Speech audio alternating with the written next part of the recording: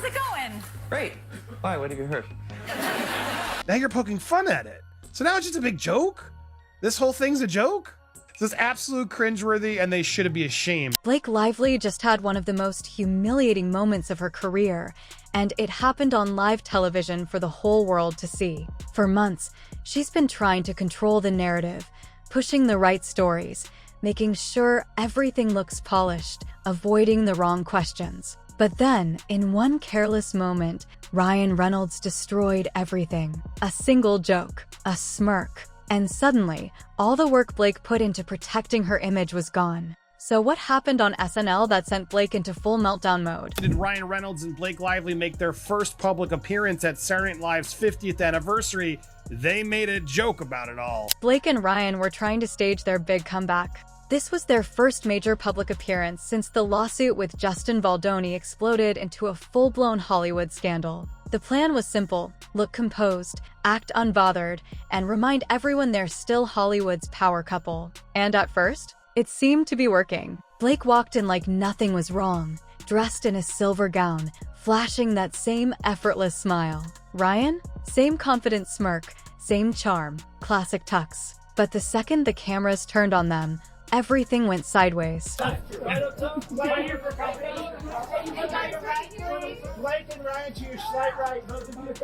It started with a simple, harmless question. Tina Fey and Amy Poehler turned to Ryan and asked, "How's it going?" Now, any normal person, especially someone who has a lawsuit hanging over their head, would have played it safe. Just smile, give a polite answer, and move on. But Ryan? Ryan couldn't help himself. He smirked and said, "Why? What have you heard?"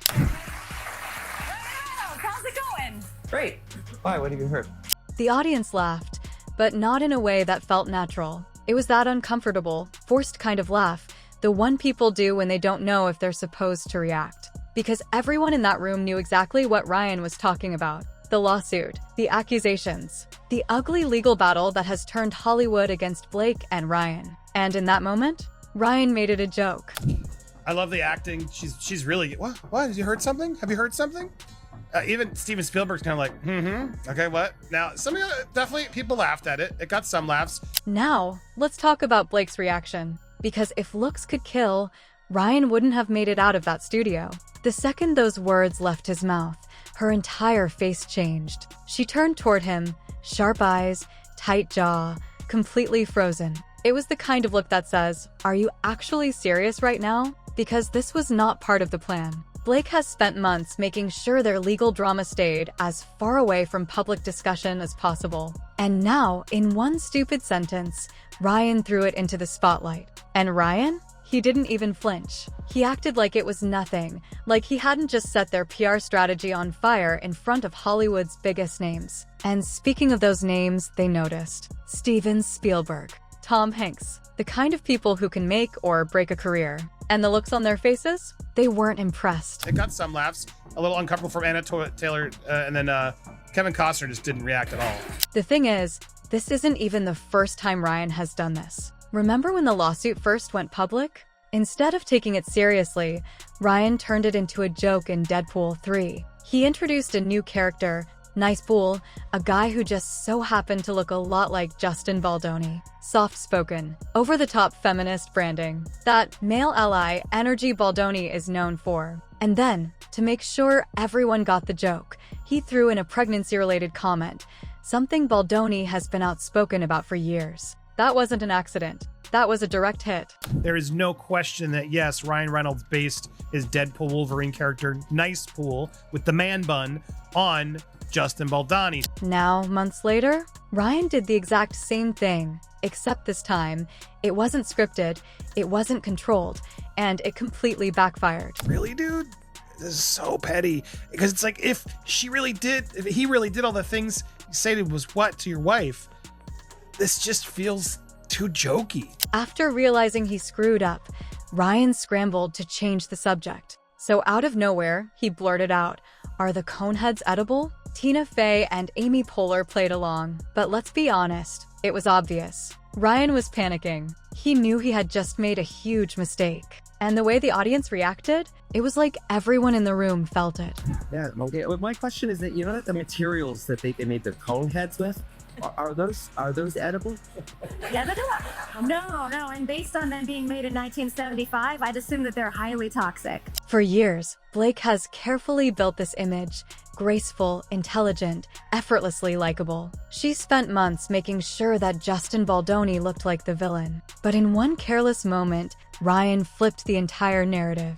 Blake wasn't the polished, put-together Hollywood icon anymore. She was just another celebrity caught in a messy, public disaster. And the worst part? Ryan had turned it into entertainment. Some people think Ryan's comment was just an awkward slip-up, a moment where he tried to be funny and it didn't land. But was it really that simple? Because here's the thing, Ryan Reynolds isn't new to live television. He's not some rookie actor who accidentally says the wrong thing under pressure. This is a guy who has built his entire brand on being quick-witted, calculated, and always in control of his humor. So, was this really just a spontaneous joke? Or was it a deliberate move to test the waters?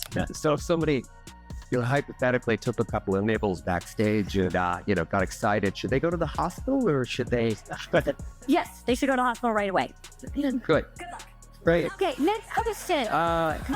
Yeah, well, it wasn't funny. The only thing that was funny was the fact that he, made a point. There's speculation that this wasn't just Ryan going off script, but something he and Blake knew was coming. A way to gauge public reaction, to see if people were ready to laugh about the lawsuit, if the tension had died down enough for them to turn it into just another Hollywood scandal that would eventually fade away.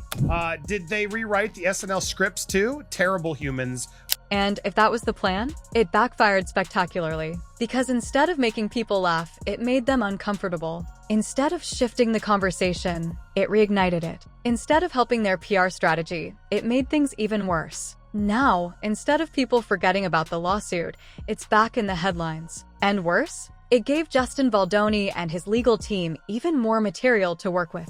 If Ryan and Blake thought they could control the narrative with humor, they just learned the hard way that some things can't be turned into a joke. Here's the real problem. Ryan's joke wasn't just bad PR, it could have serious legal consequences. Justin Baldoni's legal team has already accused Blake and Ryan of trying to smear him in the media. Now, with Ryan mocking the situation on live TV, this could be used as evidence against them in court. What was supposed to be a harmless joke just became another legal disaster. And now, Ryan might have just given Baldoni's team even more ammo. Ryan used his nice pool character in Deadpool and Wolverine to mock Justin Baldoni. This wasn't just a bad night at SNL, this was a major shift in how Hollywood sees them. For the first time, big names are backing away. Taylor Swift? Silent. Leighton Meester? Nowhere to be found. Justin Baldoni? Getting more public support by the day. And it's not just the celebrities.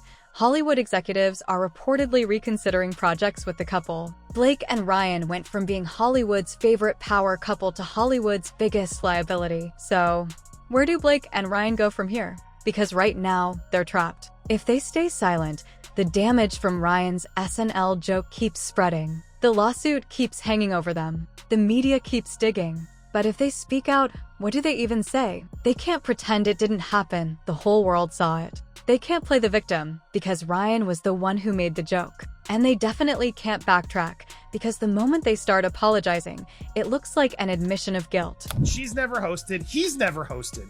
He appeared once as a guest star, but the fact that they're there to me on this show of all shows felt very forced. So their only option? Hope this blows over. But that's the problem. This isn't blowing over. If anything, the backlash is getting worse. Every time they make a move, it backfires. Every time they try to control the narrative, the internet reminds them what really happened. And now, there's talk that Hollywood is starting to reconsider how valuable they really are. Ryan's upcoming press tour for Deadpool 3? Insiders say it's being restructured to keep him away from certain questions. Blake's next film project? Quietly delayed, with no official explanation. They wanted to laugh off the scandal. But now, no one's laughing with them anymore. Blake thought she had everything under control, but it's clear now that she doesn't. Ryan's SNL moment wasn't just embarrassing. It was a PR disaster that may have damaged both their careers. And the worst part? This lawsuit is still ongoing. So what do you think? Did Ryan's joke completely destroy Blake's PR strategy? Or was this just a bad night blown out of proportion? Let me know in the comments, and if you stayed till the end, comment, joke. Don't forget to like this video, subscribe to me, and ring the bell so you will be first to know about newest drama.